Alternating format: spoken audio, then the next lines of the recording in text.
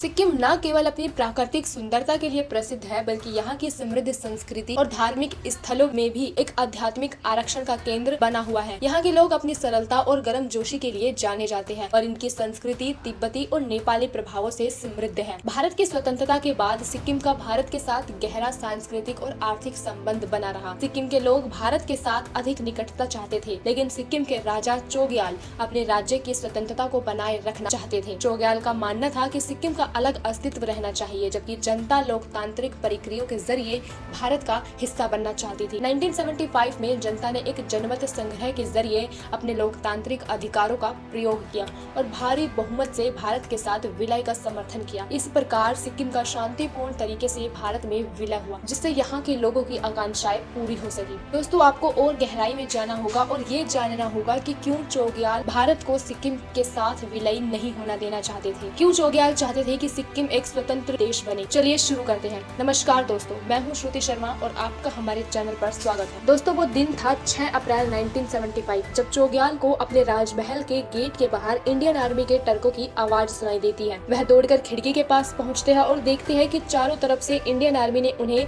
घेर रखा है। तभी मशीन गन चलने की आवाज आती है और गेट कीपर बसंत कुमार छेत्री की मौत हो जाती है। वहाँ मौजूद 5000 इंडियन आर्मी को 243 गार्डों को काबू करने में सिर्फ 30 मिनट ही लगती है और वह दिन सिक्किम की आजादी का आखिरी दिन होता है। उसी दिन यानी कि 6 अप्रैल को ही दिल्ली के म्युनिसिपल कमिश्नर BS दास दिन का भोजन कर रहे थे और इंडियन फॉरेन सेक्रेटरी केवल सिंह का उनके पास फोन आता है। उनसे मिलने को तुरंत कहा जाता है। अगले दिन 7 अप्रैल को BS दास एक्सटर्नल अफेयर्स मिनिस्ट्री पहुंचे और केवल सिंह ने उनका स्वागत बड़े ही गर्मजोश के साथ किया और कहा कि आपको सिक्किम सरकार की जिम्मेदारी लेने के लिए तुरंत गैंगटॉक भेजा जा रहा है और आपके पास तैयारी के लिए सिर्फ 24 घंटे ही बाकी है। डील पक्की हुई और दास जी 8 अप्रैल को सिलीगुड़ी से हेलीकॉप्टर पकड़कर गैंगटॉक पहुंच गए। वहां उनके स्वागत के लिए चोग्याल राजा के विरोधी काजी लैंडअप डोरजी, सिक्किम के चीफ सेक्रेटरी, पुलिस कमिश्नर और इंडियन आर्मी मौजूद थी। अगले दिन 9 अप्रैल को जब दास जी ने उनसे मिलने का समय मांगा तो उन्होंने बहाना बना दिया कि वे अपने ज्योतिषियों की सलाह पर ही मिलने का समय देंगे। दास समझ गए कि चोग्याल उन्हें या उनके ओहदे का सम्मान नहीं करते, उन्हें मान्यता नहीं देते। खैर, अगले दिन चोग्याल ने ही दास को अपने महल बुलाया, लेकिन इनकी ये मीटिंग बड़ी ही तंजकस थी। चोग्याल ने कहा कि वह इस भ्रम में न रहे कि सिक्किम गोवा है। चोग्याल की पूरी कोशिश थी कि उन्हें भूटान जैसा दर्जा दिया जाए। उन्होंने कहा कि हम एक इंडिपेंडेंट और संपन्न देश है, इसीलिए आपको हमारे संविधान के अनुसार ही काम करना होगा और हमें कभी दबाने की भी मत सोचिएगा। अगले दिन जब BS दास सिक्किम में ही तैनात अपने दोस्त शंकर वाजपेयी से मिलने गए तो उन्होंने पहला सवाल यही पूछा कि केवल सिंह जी ने कोई निर्देश तो नहीं दिया। दोस्तों, दास जी कहते हैं कि मेरे पास ऐसा कोई निर्देश नहीं आया सिवाय इसके कि हम सिक्किम के लोगों की आकांक्षाओं को पूरा करने में उनकी मदद करेंगे। हमेशा की तरह इंदिरा गांधी ने कोई फॉर्मल पॉलिटिक प्रॉमिस ऐसा नहीं किया जिसमें विलय शब्द का इस्तेमाल किया हो। यहाँ तक कि ऑर्डर देने वाले फॉरेन सेक्रेटरी केवल सिंह ने भी कभी इस शब्द का प्रयोग नहीं किया। लेकिन BS दास और उनके दोस्त शंकर वाजपेयी को पता था कि उन्हें अब क्या करना है। Famous political expert Inder Malhotra मानते हैं कि सिक्किम को भारत में शामिल करने की सोच 1962 में इंडो चाइना वॉर के बाद हुई। एक्सपर्ट्स ने महसूस किया कि चीन की चुम्बी घाटी के पास भारत की सिर्फ 21 मील की गर्दन है, जिसे सिलीगुड़ी नेक भी कहा जाता है। अगर चीन चाहे तो एक ही झटके में उस गर्दन को अलग कर उत्तरी भारत में घुस सकते हैं और चुम्बी घाटी के साथ ही सिक्किम भी सटा हुआ है। वहाँ के चोग्याल ने एक अमेरिकन लड़की हॉक कुक से शादी की। चोग्याल को लगा कि अगर वह सिक्किम को पूरी तरह से आजाद करने की मांग करेंगे तो अमेरिका उनका साथ देगा।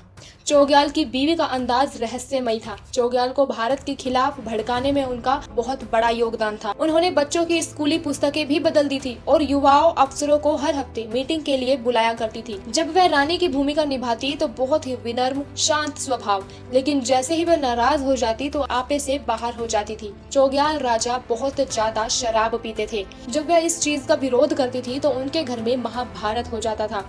एक दिन इसी लड़ाई में राजा ने खिड़की से बाहर रानी का रिकॉर्ड प्लेयर फेंक दिया। इसी बात पर रानी ने अमेरिका वापस जाने का फैसला किया। चोग्याल ने उन्हें रोकने का भी प्रयास किया क्योंकि वे चाहते थे कि दुख की घड़ी में हॉपकुक उनका साथ दे, पर वे नहीं मानी और जाते जाते हॉपकुक ने मिस्टर दास से कहा कि मेरे पति का ख्याल रखिएगा। दोस्तों, बहुत शर्म की बात है, लेकिन दास जी को उस समय कुछ पता नहीं था कि हॉपकुक राजमहल के कीमती सामान, हीरे मोती, कलाकृतियां, पेंटिंग जैसी चीजें चोरी छिपे अमेरिका पहुंचाती थी। चोग्याल ने 8 मई के समझौते पर दस्तखत करने के बाद भी कभी दिल से ये स्वीकारा नहीं कि अब सिक्किम भारत का हिस्सा बन चुका है। उन्होंने बाहर से कई लोगों की मदद मांगी। जब चुनाव की घोषणा हुई तो चोग्याल ने साउथ सिक्किम के दौरा करने की मंशा रखी, पर दास जी ने उन्हें ऐसा करने की सलाह बिल्कुल भी नहीं दी।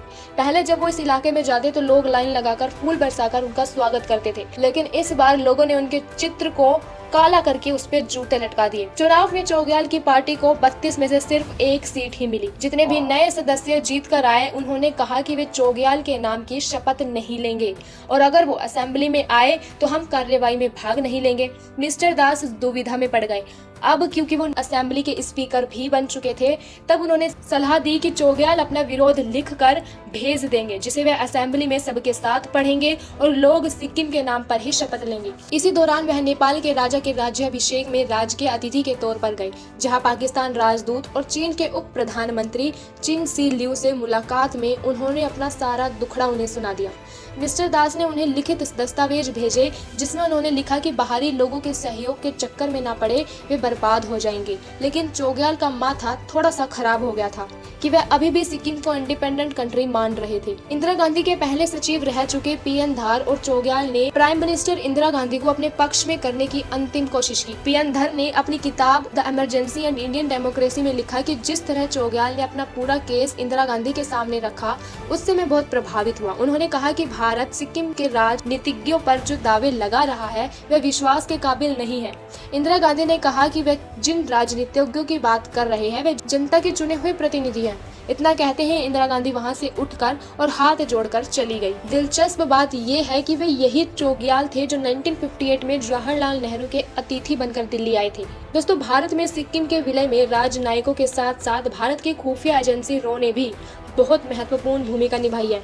इंदिरा गांधी ने रो के प्रमुख रामनाथ केव, पीएन हस्कर और पीएन धर की बैठक बुलाई थी और रामनाथ से इस मामले की सलाह मांगी थी। रामनाथ ने कहा कि मेरा काम फैसले पर अमल करना है, सलाह देना नहीं। दोस्तों, ये अंदाजा नहीं लगाया जा सकता कि इंदिरा गांधी को लगातार जानकारी मिल रही होगी, क्योंकि उन्हें पता चल जाता था कि अगर कोई इंसान उनसे पंगा ले रहा है तो वह उन्हें बख्शती नहीं थी। चोग्याल के बारे में भी उन्हें पता लग ही गया था कि उन्हें बदला नहीं जा सकता। वह पूरे सिक्किम की प्रधान नायिका थी और बाकी सब उनके प्यादे थे।